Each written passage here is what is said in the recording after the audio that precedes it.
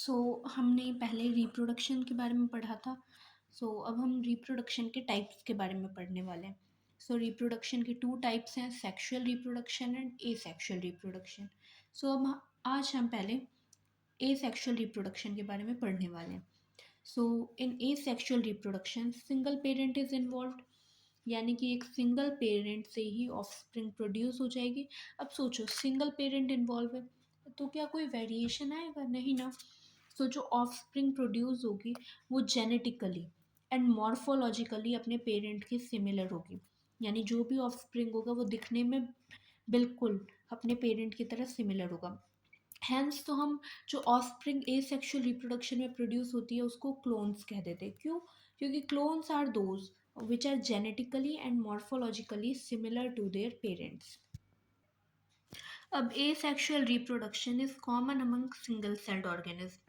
अब देखो, हमने 11th में डाइवर्सिटी वाले चैप्टर में पढ़ा था कि 5 किंगडम क्लासिफिकेशन पढ़ा था, उनमें से मोनेरा एंड प्रोटिस्टा, इन दोनों किंगडम्स में क्या आते हैं? सिंगल सेल ऑर्गेनिज्म आते हैं ना, सिंगल सेल्ड। अब ये जो सिंगल सेल ऑर्गेनिज्म है इनके अंदर क्या होता है? सपोज ये कोई भी सिंगल सेल ऑर्गेनिज्म है, सपोज ये मोनेरा है, मोनेरा का ही कोई एक ऑर्गेनिज्म है। अब ये एक सिंगल सेल है। अब यहाँ पे ये सेल क्या करेगी? डिवाइड करेगी। ये सेल डिवाइड होकर 2 पार्ट्स में ब्रेक हो गई, है ना। In single celled organism cell division is itself a mode of reproduction, यानी अगर सेल डिवाइड हो गई तो हम इसको रिप्रोडक्शन भी कह सकते हैं। बट ह्यूमंस के केस में सेल डिवीजन रिप्रोडक्शन नहीं होगा। जैसे कि ह्यूमंस में तो हम जानते हैं कि 24 आवर्स में हमारी एक सेल डिवाइड करती है। इसका मतलब ये थोड़ी है कि एक नई जनरेशन पैदा हो गई ह्यूमंस वगैरह में, नहीं ना। बट यूनिसेलुलर ऑर्गेनिज्म में cell division is itself a mode of reproduction. अब हम जब छोटे थे तो अभी हमने पढ़ा था ये बाइनरी फिशन, बडिंग, स्पोरुलेशन, इन सब के बारे में हम ऑलरेडी पहले से जानते हैं। कुछ single celled organism binary fission के थ्रू डिवाइड करते हैं। फिशन का मतलब क्या होता है? टूटना, ब्रेक हो जाना। और बाइनरी का मतलब होता है टू ब्रेक, यानी कि 2 पार्ट्स में ब्रेक हो जाना। इसके एग्जाम्पल्स क्या हो जाएंगे? Amoeba and paramecium. Amoeba and paramecium जो कि 2 पार्ट्स में डिवाइड हो जाते हैं, ये बाइनरी फिशन के थ्रू डिवाइड करते हैं। और बाइनरी फिशन के अंदर हम पेरेंट और डॉटर सेल में डिफ्रेंशिएट नहीं कर सकते हैं। जैसे कि ये अमीबा है, अब ये डिवाइड हो जाएगा, ये 2 पार्ट्स में डिवाइड हो गया, तो हम बता नहीं सकते कि इसमें कौन सा पेरेंट सेल है, कौन सा डॉटर सेल है। ठीक। अब इसके अलावा दूसरा प्रोसेस है बडिंग। अब बडिंग में क्या होता है? इसका एग्जांपल क्या है? ईस्ट। बडिंग इन ईस्ट हम ऑलरेडी बहुत पहले से ये प्रोसेस पढ़ते हैं। ये जैसे ईस्ट है, अब इनके ऊपर क्या होता है? एक छोटा सा आउटग्रोथ, एक छोटा सा उग जाता है बड, बड टाइप का उग जाता है इनमें, ऐसे एक छोटू सा बड। अब मतलब बाद में ये बर्ड ही क्या होता है? इस पेरेंट बॉडी से जब धीरे धीरे ग्रो कर जाता है तो ये बर्ड जो है ये पेरेंट बॉडी से डिटैच हो जाता है, अलग हो जाता है। अब हम बता सकते हैं कि ये डॉटर सेल है और ये पेरेंट सेल। हम यानी इसके में डॉटर सेल और पेरेंट सेल को डिफ्रेंशिएट कर सकते हैं। तो ये है बडिंग। ठीक, तो हमें मेनली इन्हीं दोनों के बारे में पढ़ना था, ये बेसिक है बिल्कुल, बाइनरी फिशन एंड बडिंग। अब ना ये सब तो हो गया फेवरेबल कंडीशन में, अगर उनको प्रॉपर न्यूट्रिशन मिल रहा है, टेम्परेचर, प्रेशर, मतलब सब कुछ फेवरेबल है, तब वो ऐसे डिवाइड कर देंगे। बट अंडर अनफेवरेबल कंडीशन, अब अंडर अनफेवरेबल कंडीशंस क्या हो सकती हैं? जैसे कि अमीबा के लिए हो जाएगा अनफेवरेबल कंडीशन, सपोज उसको प्रॉपर न्यूट्रिशन नहीं मिल रहा है, या फिर प्रॉपर टेम्परेचर नहीं है, हीट वगैरह उतनी प्रॉपर नहीं है जितनी उसको डिवीजन के लिए चाहिए। तो अनफेवरेबल कंडीशन में क्या होता है? अमीबा जो है, ये जैसे अमीबा है, अपने सूडोपोडिया को एकदम पास पास ले आता है और उसके चारों तरफ 3 लेयर्ड हार्ड कवरिंग सेक्रीट करता है। कितनी लेयर? 3 लेयर्ड, ये याद रखना है हमें। 1 2 एंड 3। अमीबा क्या करता है? 3 लेयर्ड हार्ड कवरिंग प्रोड्यूस करता है अपने चारों तरफ, जिसमें कलर से शो कर देती हूँ ये 1 2 एंड 3। सो ये एकदम हार्ड कवरेज है जो इसको क्या करता है, प्रोटेक्ट करता है अनफेवरेबल कंडीशन से। सो अमीबा ने क्या किया, अपने चारों तरफ 3 लेयर्ड हार्ड कवरिंग, ये याद रखना है 3 लेयर हार्ड कवरिंग, ये सबसे इंपॉर्टेंट पॉइंट है। कितनी लेयर की होती है, 3 लेयर्ड हार्ड कवरिंग होती है, अपने चारों तरफ करता है। इसको हम, इस कवरिंग को क्या बोलते हैं, सिस्ट।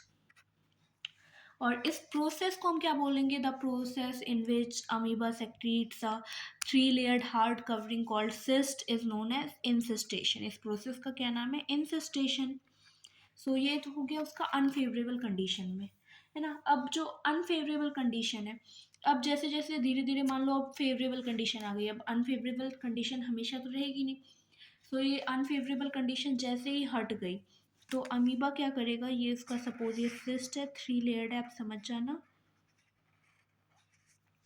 तो अमीबा क्या करता है, इस सिस्ट के अंदर ही डिवाइड होने लगता है, मल्टीपल पार्ट्स में डिवाइड हो जाता है। और डिवाइड हो गया, बहुत ज़्यादा अमीबाज में डिवाइड हो जाएगा।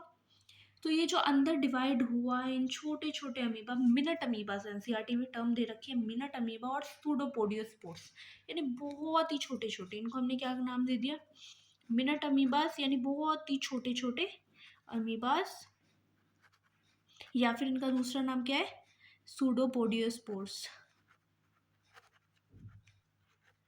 सो ये इनमें डिवाइड हो जाता है और फिर ये जो सिस्ट वॉल है ये ब्रेक कर जाती है, टूट गई, और ये जो ये छोटे छोटे अमीबाज हैं ये आउटसाइड आ गए हैं, अभी अपना आराम से ग्रो करेंगे एंड देन डिवाइड करेंगे जो भी। सो इस पूरे प्रोसेस को, ये जो अनफेवरेबल कंडीशन में अमीबा अपने चारों तरफ ये 3 layered hard covering cyst produce करता है, देन उसके अंदर डिवाइड करता है इन मिनट अमीबाज, एंड उसके बाद सिस्ट वॉल ब्रेक हो जाती है और ये एटमॉस्फेयर में फैल जाते हैं। इस पूरे प्रोसेस को हम क्या कहते हैं, स्पोरुलेशन। तो बोर्ड्स में भी क्वेश्चन आ जाता है, एक्सप्लेन स्पोरुलेशन।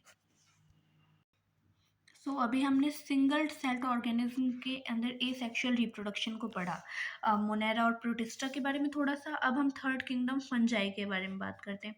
फंजाई और कुछ प्लांटी किंगडम के अंदर भी कुछ एल्गीज वगैरह है ना, सिंपल प्लांट्स,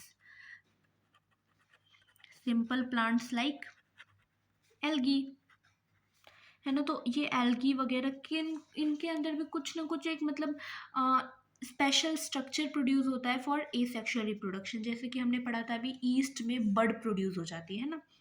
सो बेसिकली कुछ ऐसे स्ट्रक्चर्स इनके अंदर भी प्रोड्यूस होते हैं। एग्जांपल हम जानते हैं, जैसे कि बर्ड्स किस में प्रोड्यूस होते हैं, ईस्ट में प्रोड्यूस होता है, हाइड्रा में भी बर्ड्स ही प्रोड्यूस होता है, ठीक। अब कोनिडिया प्रोड्यूस होता है पेनिसिलिन के अंदर, पेनिसिलियम के अंदर कोनिडिया प्रोड्यूस हो रहा है। स्पंजेस के अंदर जेम्यूल्स प्रेजेंट होते हैं, एसेक्सुअल स्ट्रक्चर, जेम्यूल्स इन स्पंजेस। और जूस्पोर्स किसके होते हैं, क्लाइडोमोनाज, जूस्पोर्स फॉर क्लेमाइडोमोनाज। तो ये क्या है, एसेक्सुअल स्ट्रक्चर्स हैं फॉर रिप्रोडक्शन। अब एक चीज़ और, जैसे कि मैंने आपको पहले बताया था ईस्ट में बडिंग होती है ना। सो ईस्ट के ऊपर ये एक छोटी सी बर्ड टाइप का आउटग्रोथ निकल आता है ना। तो ये बर्ड क्या मूव कर सकती है, नहीं कर सकती है ना। तो ये क्या है, इमोटाइल है, मूव नहीं कर सकती है। बट जो ये जूस्पोर्स हैं, ये जो जूस्पोर्स हैं ये क्या है, motile structure, microscopic motile structure, यानी कि मूव करते हैं, मोटाइल स्ट्रक्चर है, यानी ये मूव कर सकते हैं, माइक्रोस्कोपिक मोटाइल स्ट्रक्चर्स, ठीक। सो ये मतलब एक कुछ दे रखे हैं,